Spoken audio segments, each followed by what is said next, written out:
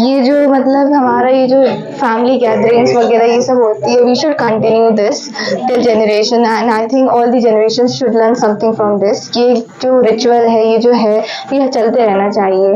This is not something कि हमारे मतलब डिसरिस्पेक्ट नहीं करना चाहिए, ये कुछ बेइज्जती वाला कुछ नहीं होता है इसमें। आज की जनरेशन के हिसाब से होता है ना कि ये सबसे बेइज्जती होती है, लो स्टैंडर्ड से, ऐसा कुछ नहीं है।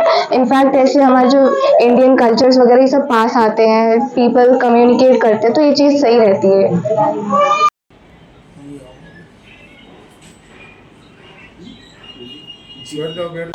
रक्षाबंधन जैसे कि हम सब बहनें एक साथ अपने भाइयों के मतलब दीर्घायु के लिए कामना करते हैं, हमारे भाई स्वस्थ रहें, खुश रहें और अच्छा जीवन उनका चले आगे।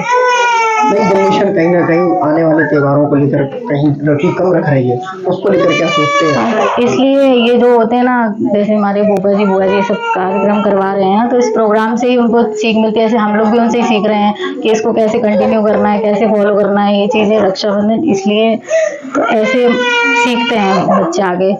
कहा जाता है कि परिवार के सदस्य जो करते हैं वो आने वाली पीढ़ी को करती है, तो नई जनरेशन तक क्या संदेश रहेगा आपको? मीन्स समझ में नहीं आया। नई जनरेशन तक क्या संदेश रहेगा कि किस तरह वो हिंदू रीति रिवाज को आगे बढ़ाएं? इसी तरह मतलब उनके जो घर में माता पिता हैं, बड़े लोग हैं, तो उनको सिखाएं कि हाँ ये चीज़ें मतलब ऐसे इनको फॉलो करना चाहिए, और इन्हीं सब प्रोग्राम से ही वो सीखते हैं आगे के लिए। मैं तो यही कहूँगी जैसे हम लोग भी कंटिन्यू देख रहे हैं ना अपने यहाँ पे, अभी 3 साल से हो रही हैं शादियाँ, विवाह सम्मेलन, तो इन सब चीज़ों से सीख के आगे बढ़ रहे हैं।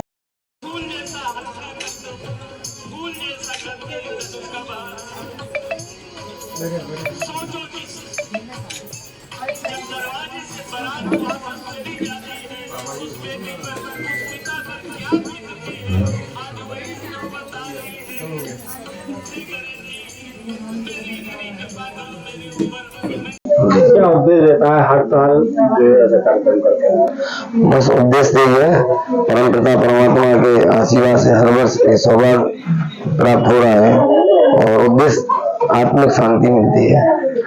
और हम तो ईश्वर से कामना करते हैं ऐसा कार्यक्रम जैसे सामूहिक विवाह एवं रक्षाबंधन कार्यक्रम जब तक जीवन है तब तक हर वर्ष होते रहे। एक अनोखी चीज देखी है कि आपने अपने सामने स्क्रीन लगा के रखी है और विदाई का गाना सुनना है, ऐसा क्यों? और वैसा सभी बहनें आई थी, समय भी था, तो अपना सम्मेलन का जो कार्यक्रम की जो वीडियो थी, तो सभी बहनों की इच्छा थी कि विदाई का लगाएं, तो विदाई का लगा दिया। सम्मेलन आपके द्वारा भी लगातार हमारे क्षेत्र में हो रहा है, कितनी बहनों का इस बार कन्यादान करा था आपने?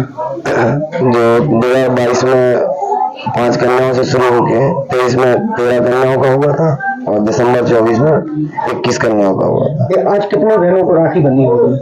आज 39 बहनें हैं हमारी, और बाकी पारिवारिक बहनें हैं। पिछले साल की अपेक्षा इस बार और भी त्योहार को अलग अलग मूल्य, उसको लेकर क्या कहना चाहेंगे? इस बार मैं आपके माध्यम से कहना चाहता हूँ, सोशल मीडिया के माध्यम से, हम आप लोगों के सहयोग से, कि 6 दिसंबर 2025 में भी हम लोग संकल्पित हैं, और आज से हमारे रजिस्ट्रेशन चालू है। विवाह 29 नवंबर से 15 दिन पहले, यानी 15 नवंबर तो रजिस्ट्रेशन चलेंगे। अभी आपने बहुत बड़ा सम्मेलन किया था, कहीं ना कहीं आपका ऐसा लक्ष्य जो बहनों के लिए है बड़ा कदम उठानी है। और भैया जी क्या है, ईश्वर की कृपा है, गुरुदेव का आशीर्वाद है, हृदय परिवर्तन जब से हुआ है, तो जब तक जीवन है तब तक ऐसे सामाजिक अनुष्ठान करते रहे। देश में हर समय सेना का नाम दे लेता है जी, तो हम चाहेंगे कि आप सेना क्या कहना चाहेंगे? मैं भूतपूर्व सैनिक हूँ, जैसा आपको पता है, और सेना तो मैं रहा हूँ, जानता हूँ कि उनके नस में क्या देश की भावना भरी जाती है, देश के प्रति जो है अपना सेवा वो हमेशा सैनिकों का रहता है, और हमेशा मैं ये चाहता हूँ कि अपनी देश की सेना के हमेशा साथ है, और जब आवश्यकता होगी तो नितेंद्र राय फौजी आज भी देश में बॉर्डर पर जाने के लिए तैयार है।